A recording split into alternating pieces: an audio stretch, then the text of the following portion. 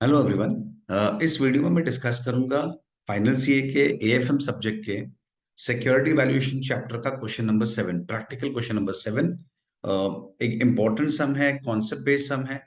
लाओ डिस्कस करते हैं। Capital structure of Sun Limited was as under. Equity share capital है, प्रेफरेंस शेयर कैपिटल है, डिबेंचर्स है, रिजर्व्स है। ये चार डेटा है। Sun Limited earns a profit of 32 lakhs annually on an average before deduction of income tax, which works out to 35%। ये हमारा tax rate हो गया, ये हमारा पीबीआईटी हो गया, क्योंकि लिखा है ना 32 lakhs annually on an average before deduction of income tax और एंड इंटरेस्ट। तो ये पीबीआईटी है।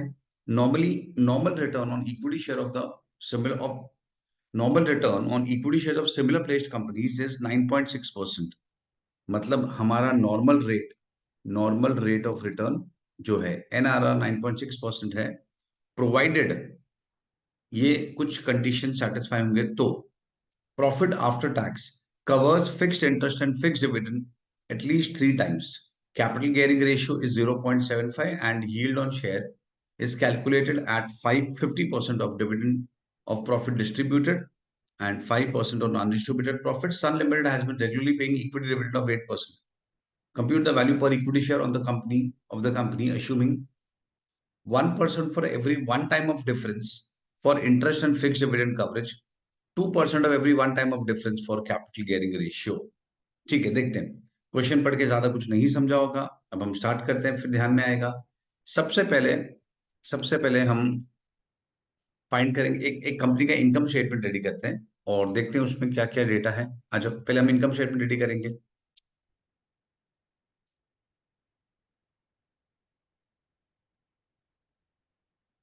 स्टार्ट करेंगे पीबीआईटी से। Profit before interest and tax question में दिया है 32 lakhs। ये फिगर जो है 32 lakhs पीबीआईटी है, तो ऑब्वियसली हम इंटरेस्ट लेस करेंगे। देखिए ये तो नॉर्मल है, सबको आता है डेफिनेटली। इंटरेस्ट है 64 lakhs का 12%, 7,68,000। 32 lakhs माइनस 7,68, 24,32,000। इसका यूज हम देखेंगे क्या है बाद में। ये एक डिफरेंट टाइप का सम है, रादर ओनली टाइप का सम है वैल्यूएशन ऑफ शेयर्स के लिए। PBT less tax. Tax rate क्या दिया है क्वेश्चन में? 35%। 8,51,200 माइनस करेंगे 15,80,800। ये हो गया हमारा प्रॉफिट आफ्टर टैक्स। इसमें से ऑब्वियस है कि हम पहले प्रेफरेंस डिविडेंड पे करेंगे 8%। 40 lakhs का 8%, दैट इज 3,20,000। Balance profit 12,60,800। ये हो गया profit for equity share holders. और इसमें से हम इक्विटी डिविडेंड पे करेंगे जो कि क्वेश्चन में एंड में दिया था। Company has been regularly paying 8% equity dividend. Obviously 8% face value का 80 lakhs का 8%, 6,40,000। तो कंपनी का रिटेन्ड अर्निंग्स बचा 6,20,800। ये है हमारा रिटेन्ड अर्निंग्स। इतना फाइनली कंपनी ने अर्निंग्स को रिटेन किया है। फाइन। ओके, अभी तो कुछ ज्यादा नहीं समझा होगा। फिलहाल हमने खाली इसका रिटेन्ड अर्निंग्स, हमने खाली अर्निंग्स ही फाइंड किया है। चलो आगे जाते हैं। अभी इसमें पहले मैं कॉन्सेप्ट बता देता हूँ अभी, फिर हम स्टार्ट करेंगे। हमें वैल्यू पर शेयर को किस फॉर्मूला से करना है और उसका लॉजिक क्या है वो समझ लेते हैं। सबसे पहले वैल्यू पर शेयर होगा actual rate of return. Actual rate of return जिसको हम ए आर आर बोलेंगे। Actual rate of return upon normal rate of return जिसको हम एनआरआर बोलेंगे। Actual rate of return upon normal rate of return into paid up value per equity share, into paid up value per equity share. देखो logic simple है। कोई formula by heart नहीं करना है, हम लॉजिक समझ लेंगे। वैल्यू पर शेयर क्या होगा, क्या है उसका formula? Actual rate of return upon normal rate of return into paid up value per share. For example, अगर मेरा नॉर्मल रेट ऑफ रिटर्न से 10% है, ये जस्ट मैं एग्जाम्पल ले रहा हूं, मेरा नॉर्मल रेट ऑफ रिटर्न से 10% है और मेरा actual rate of return suppose 30% है, तो इसका मतलब क्या हुआ? इसका मतलब हुआ कि मैं मार्केट से मैं 3 गुना कमाता हूं, मेरा earnings is triple the market rate of return. Market में जो कमाया जाता है उससे मैं ट्रिपल कमाता हूं। तो मेरा जो इक्विटी शेयर है पेडअप, सपोज उसका paid up value for example 6 rupees है, ये पूरा डेटा मैं अज्यूम कर रहा हूं। मेरा जो अर्निंग्स है वो ट्रिपल है कंपेयर टू मार्केट, और मेरा पेडअप वैल्यू 6 है, तो उसका मार्केट वैल्यू भी ट्रिपल होना चाहिए, सिंपल। तो ये हो जाएगा 3 into 6 = 18। तो इसका लॉजिक क्या है? Basically it gives the proportion कि तुम्हारा अर्निंग जो है वो मार्केट से व्हाट टाइम से। तो मेरे एग्जांपल में NRR normal rate of return 10% है, पर मेरा कंपनी 30% कमा रहा है, मतलब 3 गुना कमा रहा हूँ, ट्रिपल कमा रहा हूँ। तो अगर मैं ट्रिपल कमाऊंगा तो मेरा जो पेड अप वैल्यू है उसका मार्केट प्राइस भी ट्रिपल होगा, 6 का इंटू 3, दैट इज 18। ओके, इसीलिए ये लॉजिक है। आई होप ये फॉर्मूला का लॉजिक समझ गया होगा। चलो अभी हम आगे जाते हैं। तो बेसिकली ये जो पार्ट है जो मैंने सर्कल किया रेड से, ये तुम्हें प्रपोर्शन बताता है, प्रपोर्शन कितना गुना, what times you earn as compare to market. तो हमारा शेयर का वैल्यू भी उतना ही टाइम्स होगा, उतना ही गुना होगा, that that many times. Fine. तो इन शॉर्ट हमारा अप्रोच क्या रहेगा? सम का अप्रोच क्या है? हमें एआरआर फाइंड करना है और एनआरआर। एआरआर मतलब हमने एक्चुअली क्या कमाया, और फिर एनआरआर फाइंड करना है। चलो अब हम पहले एआरआर पे आते हैं, एक्चुअल रेट ऑफ रिटर्न। हमें फाइंड करना है एक्चुअल रेट ऑफ रिटर्न या actual yield. Actual rate of return, या फिर उसको शॉर्ट में हम बोलेंगे तो एक्चुअल यील्ड फाइंड करना है। अब एक्चुअल यील्ड कैसे फाइंड करना है, उसका गाइडेंस, उसका इंस्ट्रक्शन क्वेश्चन ने क्लियरली दिया है। Adjustment number 3, yield on share. Yield on share मतलब actual return is calculated at 50% of profit distributed and 5% of undistributed. 50% of profit distributed and 5% on undistributed profit. Okay, तो distributed profit का 50% और undistributed profit का 5%। तो देखो, पहले आते हैं 50% ऑफ डिस्ट्रीब्यूटेड प्रॉफिट। तो डिस्ट्रीब्यूटेड प्रॉफिट में हम क्या लेंगे? इक्विटी डिविडेंड, क्या प्रेफरेंस डिविडेंड, क्या दोनों? तो नॉर्मली हम जब बोलते हैं डिस्ट्रीब्यूटेड प्रॉफिट तो उसमें दोनों आता है, इक्विटी भी ओनर्स होते हैं, प्रेफरेंस भी ओनर्स होते हैं, दोनों का आएगा नॉर्मली। पर ये सम के लिए, ये इलस्ट्रेशन के लिए हम खाली इक्विटी का डिविडेंड लेंगे, डिस्ट्रीब्यूटेड मतलब इक्विटी। क्यों ऐसा? रीजन सिंपल है। रीजन सिंपल है, हम क्यों खाली इक्विटी का डिविडेंड ले रहे हैं डिस्ट्रीब्यूटेड प्रॉफिट में? क्योंकि इक्विटी का ही तो वैल्यूएशन करना है, हमें इक्विटी का वैल्यूएशन करना है। इसलिए व्हेन वी से डिस्ट्रीब्यूटेड अर्निंग्स, तो हमें इक्विटी का डिस्ट्रीब्यूशन लेना है, प्रेफरेंस का नहीं। फाइन। तो 50% ऑफ डिस्ट्रीब्यूटेड अर्निंग्स और 5% ऑफ अनडिस्ट्रीब्यूटेड। तो अनडिस्ट्रीब्यूटेड कितना है? 6,20,500 जो है वो हमारा अनडिस्ट्रीब्यूटेड। ये फिगर ये अनडिस्ट्रीब्यूटेड है और ये डिस्ट्रीब्यूटेड है। I hope this is okay.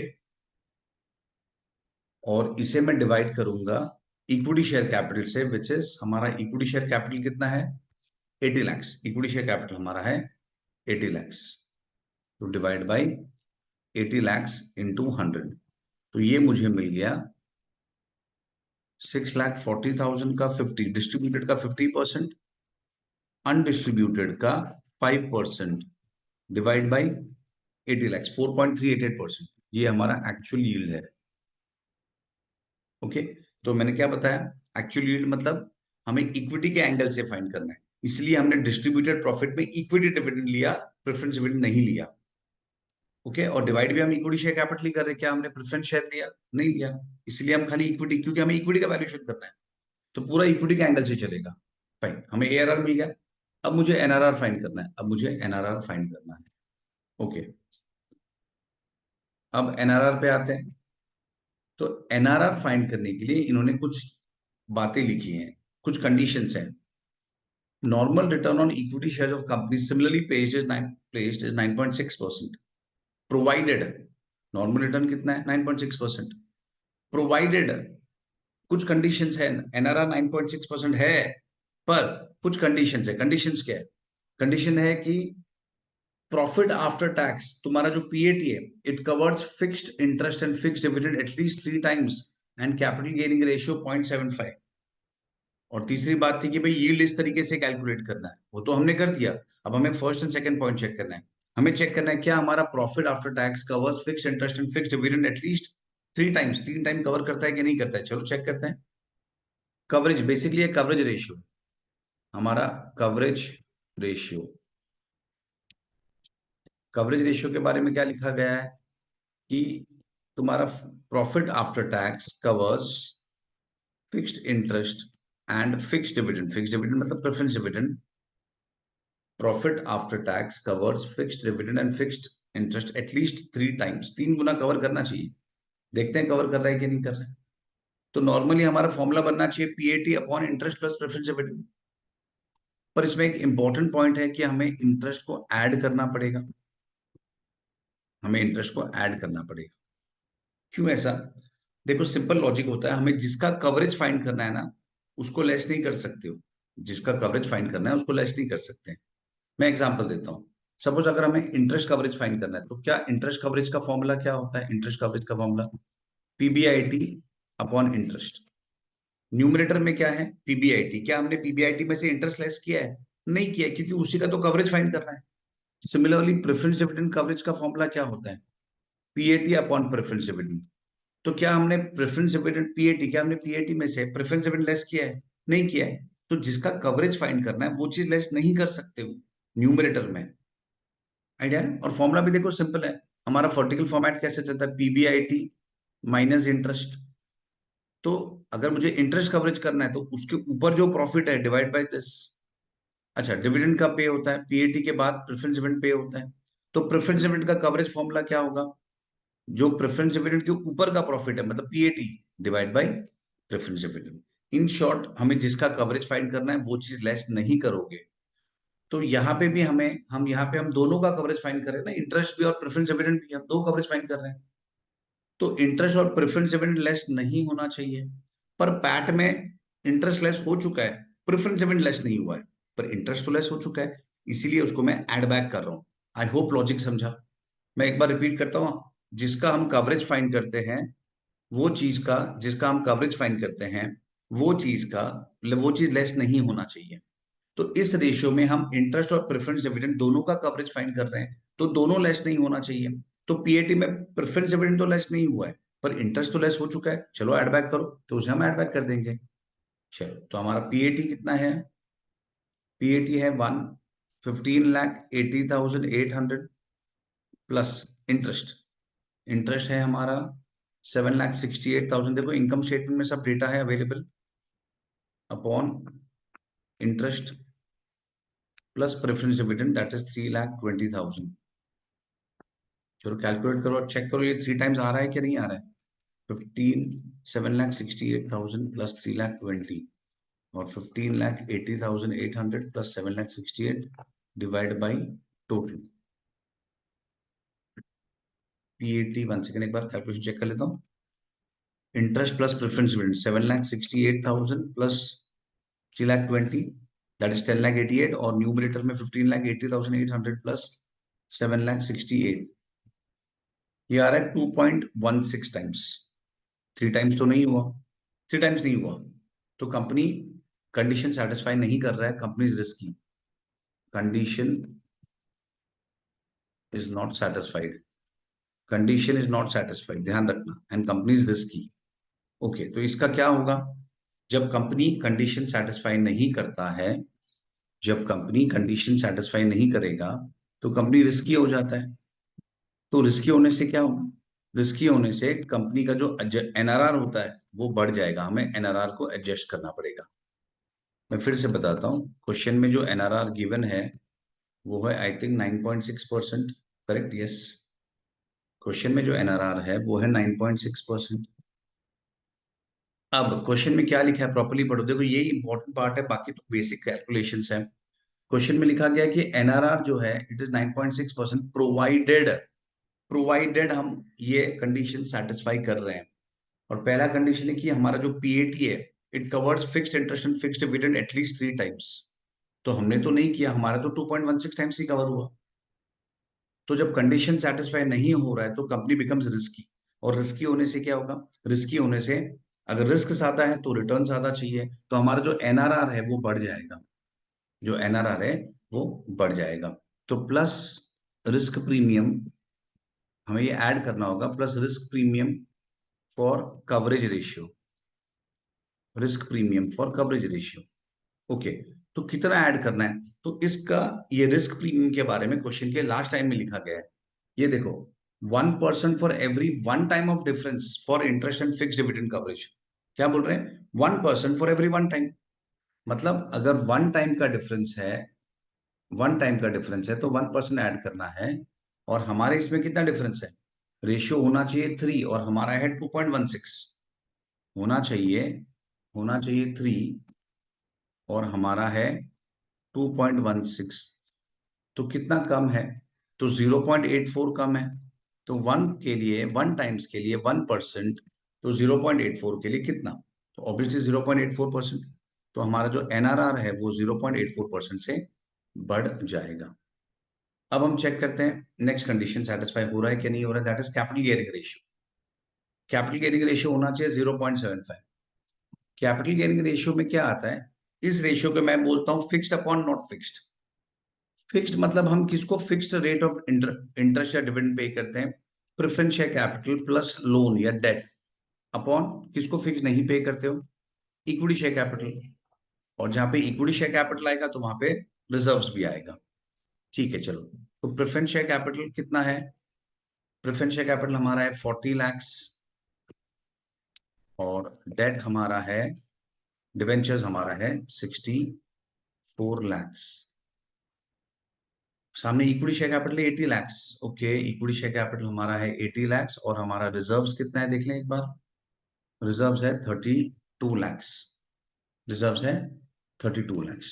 चलो आगे कंटिन्यू करते हैं इसको कि ये रेशियो कैलकुलेट कर, तो अभी हम कैलकुलेट करते हैं। रिजर्व्स कितना है हमारा, रिजर्व्स है 32, रिजर्व्स है 32। तो क्या ये रेशियो सेटिस्फाई हो रहा है, 80 प्लस 32 112 है, 40 प्लस 64 डिवाइड बाई दिस, हमारा ये हो रहा है 0.93। तो ये भी सेटिस्फाई नहीं हो रहा है 0.93।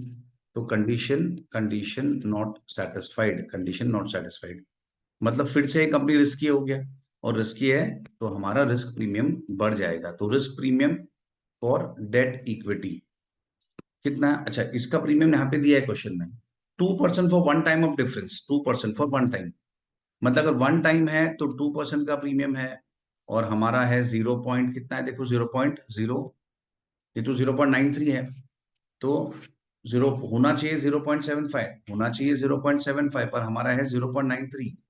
तो कितना ज्यादा है, 0.75 माइनस 0.93, 0.18। देखो कैपिटल गियरिंग रेशियो कम होना चाहिए, बढ़ना नहीं चाहिए।